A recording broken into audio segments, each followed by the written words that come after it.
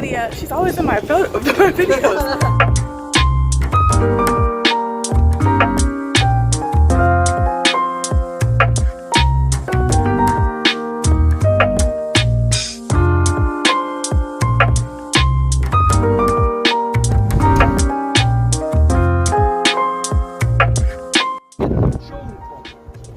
And couldn't fit in other place of the building, but only for the place was created to be.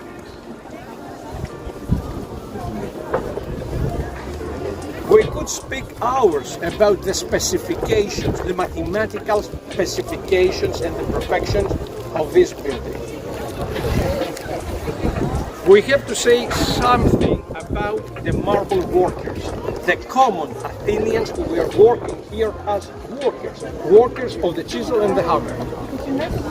They executed the project with an approximity which can be counted today in less than 1/20th of a millimeter. Something which creates a lot of questions. Number one, their physical ability, the eyes, the way to see the lines in so detailed way, the alloy of the tools they use. The tools should be very sharp, creating the surfaces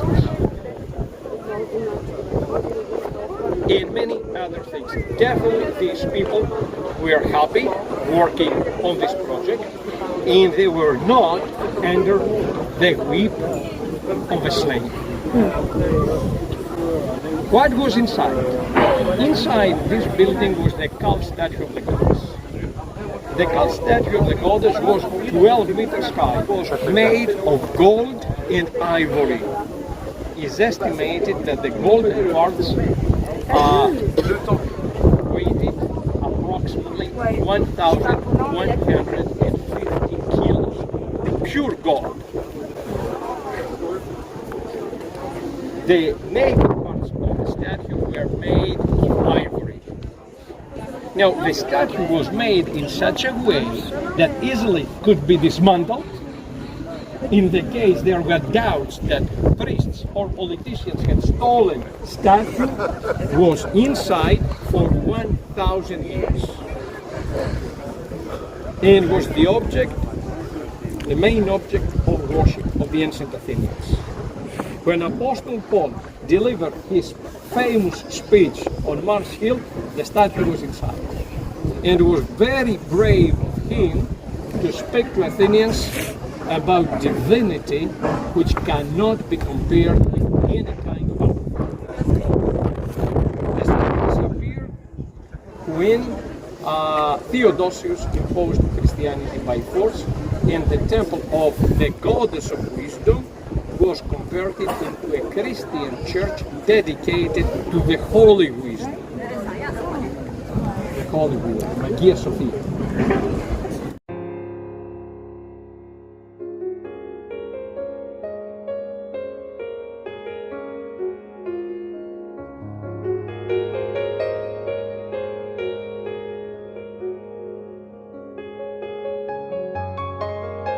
The middle step.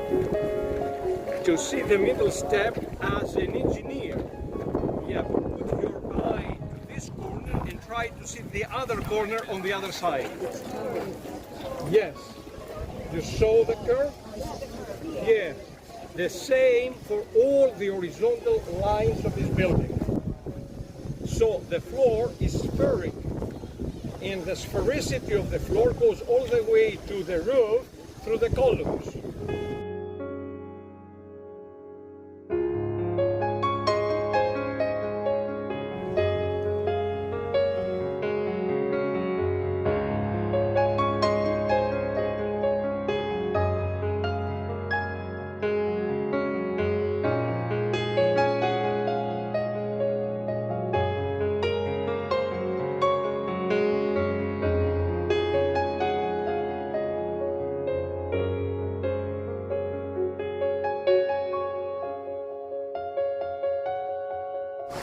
Remember in the book of Genesis, Jacob of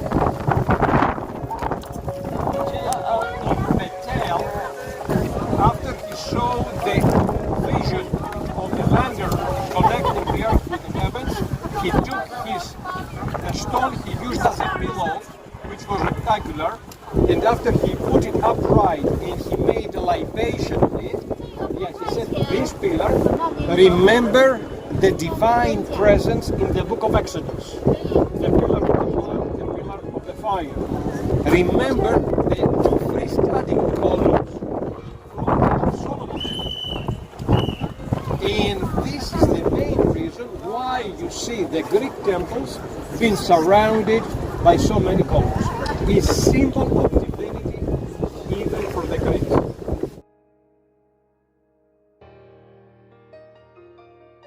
But Greeks had three very important concepts on which they based their religion. These ideas, which were the foundations of the Greek pagan polytheistic religion, they were totally sacrilegious and rejected and disgusting for the holy people of the Old Testament. The first of these three concepts is what we call anthropomorphism. Greeks consider their gods appearing in human shape. And this is why you see colors taking the human shape.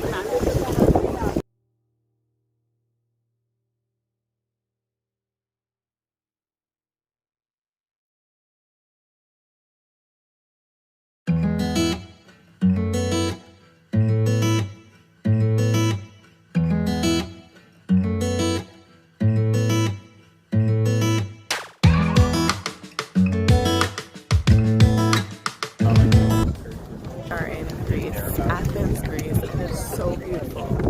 Look at that background.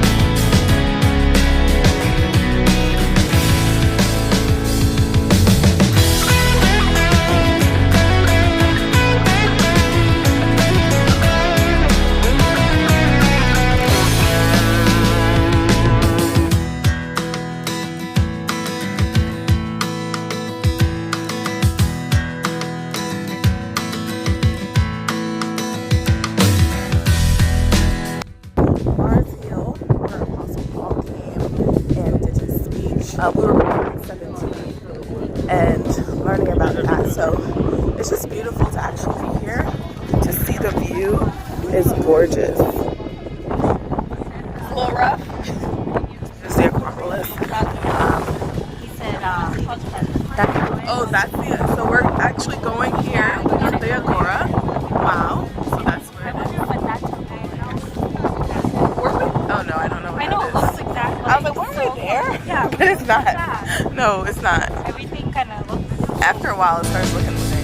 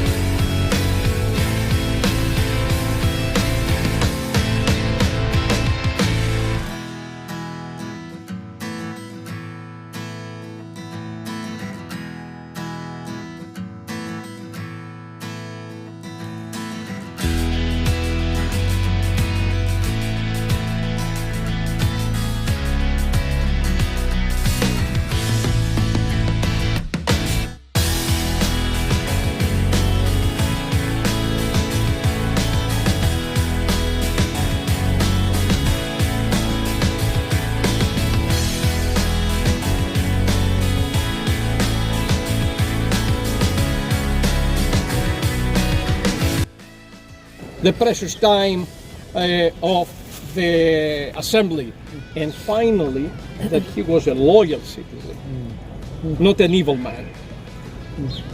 Is called logos.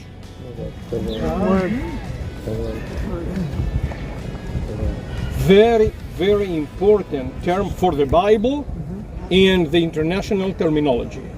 Is the term from which we have logical, logistics. But this term was not used in Athens first time at 5th century BC. This term was used a century prior in another city, the city of Ephesus.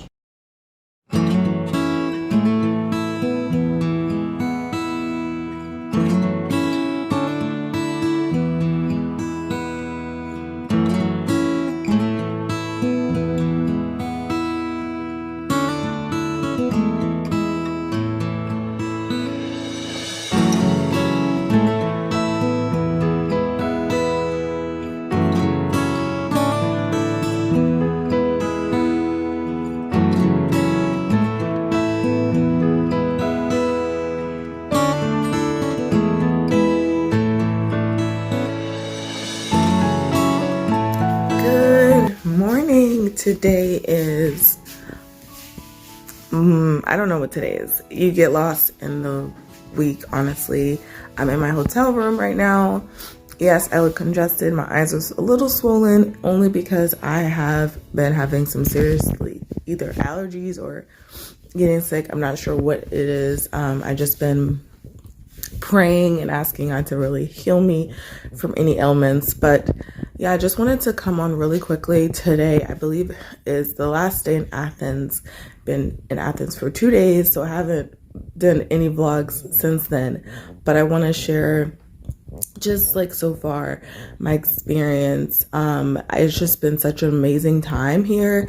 I was really excited to be in Athens, but before Athens, we went to Montora, and we were at on the mountain, and we went to the monasteries, saw a little bit of tradition of Eastern Orthodox tradition, the Greek Orthodox, and understanding what that is and how that is applied in Christianity. So very interesting to learn about a little bit more about the Eastern Orthodox Church, because I really didn't know anything about it. I'm going to share a little things maybe later, not right now. Today, and yesterday also, it was so awesome. We went to Athens and we went to the Acropolis. We saw the Mars Hill where Apostle Paul did a speech when he came into Athens. And it just was so amazing. I'm just really excited for today. We're going to be going to one of the missions areas that is really prominent here in Greece. So really excited to see some of the missionaries. I look super congested, so I don't even know if I'm going to be on here too long, but just wanted to come on here. I'm about to go down for breakfast. And yeah, this is my look today. I'm not these slippers, but I am definitely just dressing warmer because it is cold here in Greece. Like, it has been cold, so I have just been like really intentional. Don't know if I'm gonna wear this necklace. This is a necklace I got from Israel. Someone the other day asked me if I was Jewish or where I was from because I had this necklace on. Ooh, this lighting is way better, but it's too late. I've already talked, and I think I'm just gonna get off because I need to go downstairs and get breakfast. All right, bye.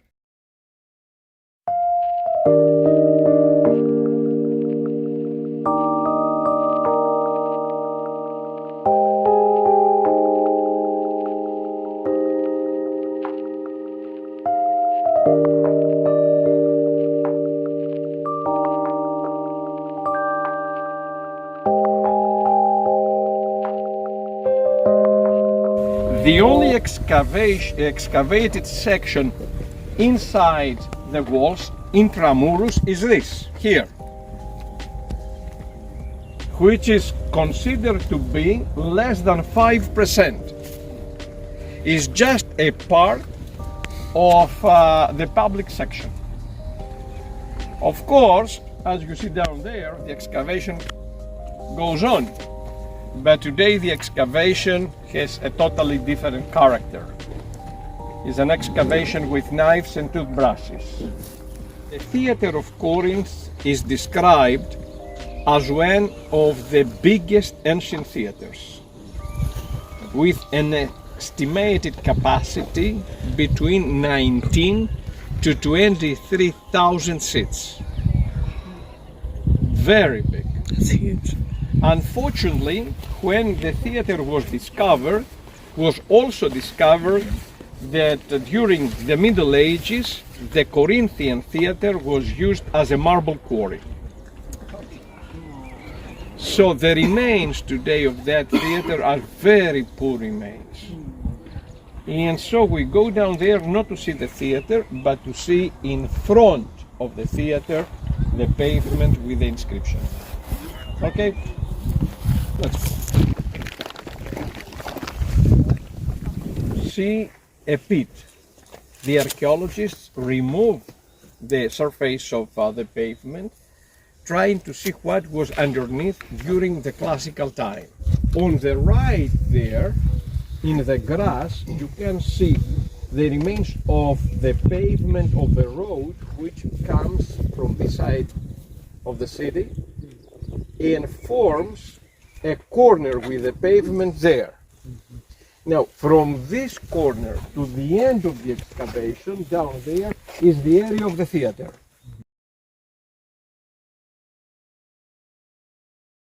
Inscription from the side we are now. To there, we have a long word, the word aedilitate. Dot again here, where we have the bronze preserved. Now, these two letters with the dots in front of them are a Latin abbreviation. These two letters are the initials of the words sui pecunia. Now, sui pecunia means on his own. On his own what? Money. Money. And then we have the word stravit. Stravit is a Latin word which in English means paved. And from that Latin word we have in English terms like street or strata. So Erastus, for being a treasurer, on his own paved is literally the translation of this inscription. Your figure to the historicity and the authenticity of the New Testament, as Thomas was called by Jesus to put his finger to the goods. And believe me, such a spot today cannot be found even in Jerusalem. For Jerusalem, we know that everything happened to the square kilometer of the ancient city. But when we go there, down to the spot, what we find there? There we find churches and monasteries of later times built at the top of the site, destroying the authenticity of the site. Today, for example, in Jerusalem, we have two graves of Jesus. And for that reason, in Jerusalem, often we say, we assume, we believe, tradition says. Here we don't have terms like this. Here you don't see places of pilgrims. You see a bare archaeological site. And here we say, this is. Amen. That's good. This is. Okay?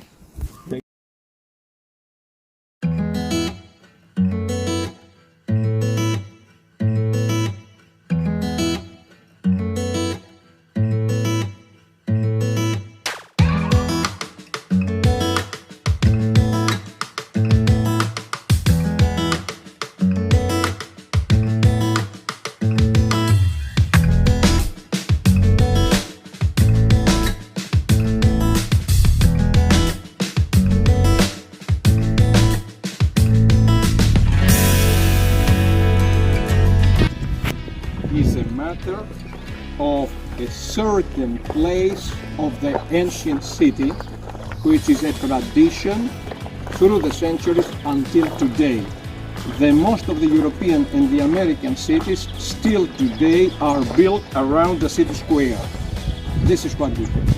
And the city square of Corinth is the biggest we have found since the ancient times. Okay? Clear?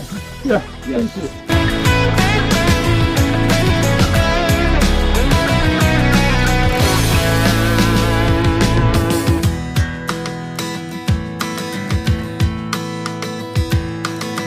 In front of the administrative section called praetorium in Latin, we have a fence which divides the square into parts. Only Jesus was brought in the yard of the praetorium to the soldiers. The crowd stayed out. In the middle of the fence, we have the most important spot of the entire forum, of the entire agora. And this is the bima. So the authorities came out from their offices here directly to the bima in front of the city, which was gathered in the square. The square was all paved with marble. Remains of this marble pavement still exist. We are going to see them. Now let's go to see the bima of a capital city and not of a little tiny miniature like Philippi. Is there It's the real deal. anything left of that wall? Oh yeah. I feel like we're charging an army, like going toward the city. Oh.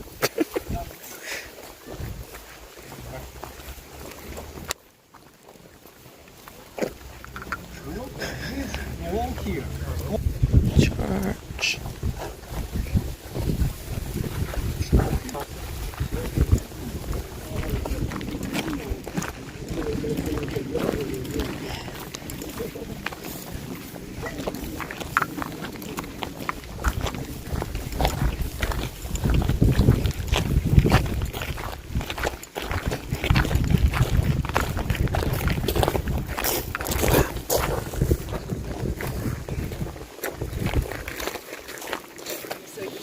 Not for soldiers.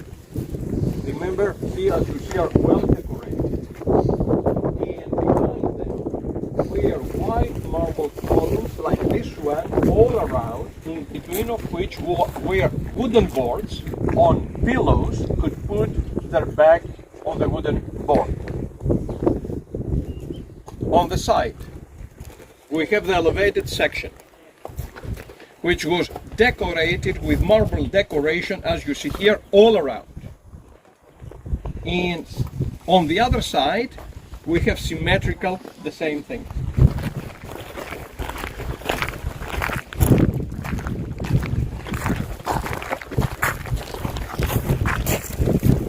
Before we speak for this column here, I would like you to see the archaeological identification of the monument. Try to see a hole. Here is a hole. Have you seen the movie The Passion of Jesus Christ? Yes. Do you remember this column in that movie? No. No, Jesus knelt He was and getting embraced whipped? it. Yes. Oh my goodness. People who was loyal to Romans or not. In the case somebody was proved, remember we have spoken about this in Philippi. Remember what we said in Philippi about the Americans president who decorates from the bima every July 4th prominent American citizens, like the war veterans, like the Nobel Prize people. Yeah, the people who were loyal to Romans were the ones who were decorated here. Romans were conquerors, and they tried to find always collaborators. If somebody was proved their collaborator, the city was gathered to see him up there. At the end of the festival, at the end of the day, yeah, this person from here, after the rewards and the decorations given to him, was invited to go up there in front of the entire city to be presented as the model of the citizen Romans loved. He was obliged to kneel down, unlikely with the collaborators who had kneeled willingly to Romans, and he embraced this column.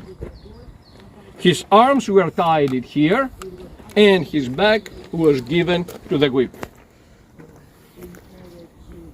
Now, the term bema in the New Testament. In the Gospels, this term is mentioned only 2 times by the 2 writers who were eyewitnesses of the trial of Jesus Christ. And these 2 are Matthew and John. So Matthew says that Pilate was still upon the bema when his wife sent to him a message about Jesus. John says that Pilate from the bema pronounced the conviction of Jesus and gave him to be crucified. These 2 times.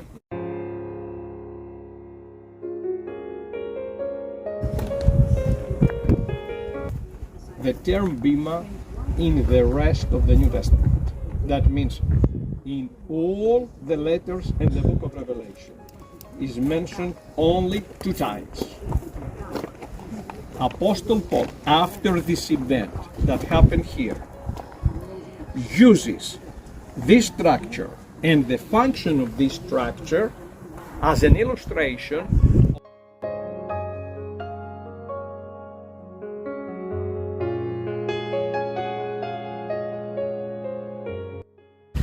Here where Paul was beaten, the bema is right behind me, where they declare allegiance to Caesar. This is a place very historic.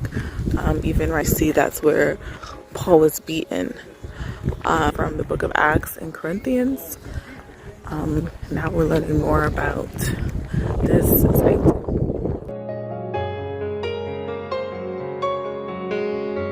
Here I would like you to see that we have 2 totally different building styles. We have this one and the marble. At the end of 4th century AD, when Theodosius made the church state religion, and because it was known what had happened in front of the bema of Corinth, the Bible was there, the function of the bema was abolished, stopped. And upon the bema was built a chapel dedicated to Apostle Paul. So this column, because it was known that Paul stood beside it, was taken from there and was brought there, where you see now the verse, the biblical verse, and supported this capital, this column capital, which became the altar of this chapel. Now, all what we see of marble belong to the time of the bema. Let's come now here. Look this corner. Look this part of the floor. All of the floor of this area here was paved like this.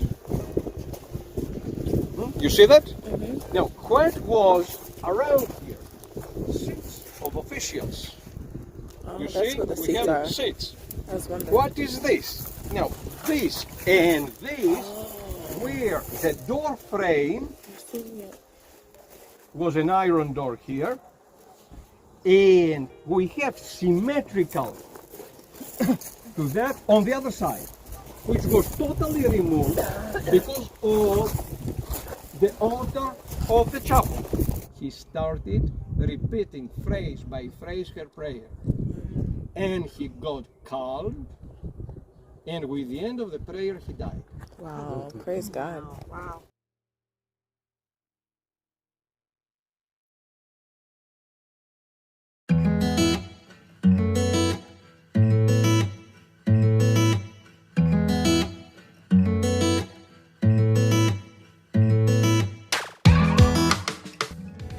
which is reason against the knowledge of God.